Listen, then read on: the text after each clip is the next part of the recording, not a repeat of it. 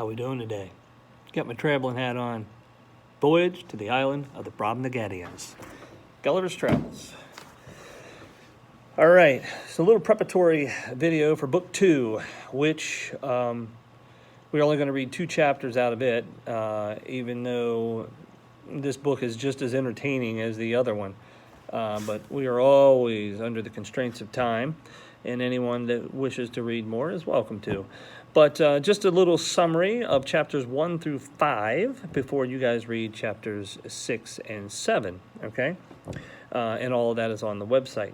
So, basically, old Gulliver, tired of being at home after 2 months, decides to take the sea again. And that was basically anything an Englishman could do to get out of here. That's why I got my quasi-sailing hat on here, my Gilligan hat. But basically, as he travels around, they're heading south past Africa, around the Cape of Good Hope, towards Madagascar, and they get swept up in a monsoon. They land on an island, they go to explore, see where they are. When Gulliver comes back to the boat, it's gone, all right? Bad crew. So Gulliver finds himself quickly realizing he is in grass that is 20 feet tall and begins to explore to try to get to a high hill to see if he could see where he is, or maybe his ship out to sea. He begins to realize he's climbing up giant steps. Turns out he is on a farm. And the farmer finds him, takes him in, after a little bit of, description of him being squeezed and pinched and trying to make himself heard. He ends up having dinner at the farmer's table, where everybody thinks it's cute when he pulls out his little fork and knife and starts cutting. And ultimately is given to the 9-year-old child is to keep in a dollhouse, all right? And then the farmer decides he's going to make a little money off of this little freak of nature and begins to tour around and making Gulliver perform tricks, a little rebuke at European society for exploiting the little people in the world. So this he is used as a bit of a circus freak, and unfortunately in our history, people who have been or suffered from abnormalities have often been exploited. If you look at the circus from the 1800s or early 1900s, it's not very nice in our modern world. The exploitation of people with birth defects or bearded women and stuff like that, and people that are little people, words you may see in the past, midget, dwarf.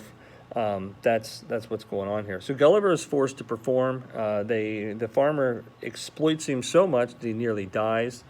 The kingdom becomes aware of it, and actually the queen goes ahead and purchases him from the farmer, and he is brought to the court as a pet for the queen, amusement for the king, and a bit of a target for the court jester, who would have been a dwarf. And again, a lot of these things happened in the past,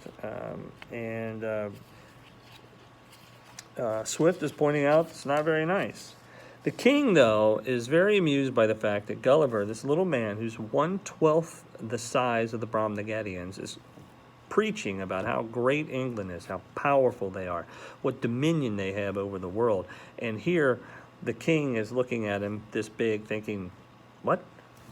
And so there's a scene in chapter 3 where 3 or 4 where the king is asking some questions, and Gulliver gives him an answer, and in reflection, Gulliver realizes he probably said some things that didn't make him look good. He says, "But I confess that after I had been a little too copious in talking of my own beloved country," that being England, "of our trade, the wars by sea and land, of our schisms in religion and parties in the state, the prejudices of his education prevailed so far, and that he could not forbear taking me up in his right hand and stroking me gently with the other, after a hearty fit of laughing, asked me whether I were a Whig or a Tory."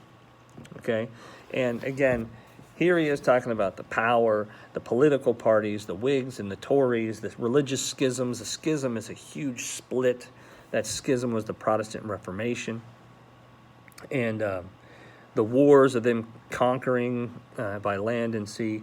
And of course, the king picks him up in almost a humiliating manner, and strokes his head and is like, "Oh, are you a Whig or a Tory, little guy?" And it's humiliating to Gulliver. And again, this is the whole idea that Swift is doing here is making fun of England and the Europeans for their beliefs and just exactly how big they are in the grand scheme of things. Irony is, in the world in the 17 and 1800s, the Europeans did pretty much dominate the planet. So much in the same way America does today. All right, and we get these kinds of criticisms in our own culture. Chapter 4 is kind of boring. It talks about the size, the maps. The European maps must be wrong because Brobdingnag is a massive place, almost 6,000 miles long, with mountains on one side and ocean the other three. And maps were highly suspect, obviously. They didn't have GPS. They hadn't even solved the longitude issue yet. And you can figure out what that is for some extra credit now. Chapter 5, which we'll skip, is a tad disturbing. He is attempted to be killed by the dwarf. That's not too disturbing. That's jealousy. The dwarf shakes an apple tree under while Gulliver is under it, and he gets whacked on the head with an apple. They leave him outside during a hailstorm, and he's nearly beat to death by hail. Monkey gets loose and gets a hold of him, and I think they had to pry him out of his mouth, nearly eaten alive. But the most disturbing part is the ladies of the court find him very amusing and like to take him into the dressing rooms. They like to dress him and take his clothes off, and there's other disturbing descriptions in there that I shall not even get into, but there's a bit of description of nakedness, and holy cow. But it's more important the symbolism of it than actually the what occurs in chapter 5. And symbolically, what Swift is doing here is saying, I'm putting Europe under a spyglass, under a microscope, and exposing Europe for all of its flaws, all of its foibles, blemishes, and all things that we can see up close. And that is what he basically is doing by having himself so small. He can see all the imperfections of the Brobdingnagians, which is rather humorous because the whole time he's making fun of England, bragging about himself. It's a flip, easy enough to figure out, of the Lilliputians, who bragged about how powerful they were and even said they were the only people on Earth, the Blefuscans and the Lilliputians, and even conjectured that Gulliver must be from outer space or another planet. And so, again, Swift, very brilliantly, is scathingly attacking, British society. And good comedians, if you will, or satirists and that, do it all the time. We see it on Saturday Night Live. We see it with Key and Peele clips and any other Dave Chappelle. This kind of humor, to point out our flaws and foibles, is done to be serious, but also not so serious. And it's an art form. And you're reading with Gulliver's Travels the high art form of the Age of Enlightenment, and probably what is considered the greatest satirist of all time. So with that, enjoy chapter 6 and 7 and follow the instructions on the website.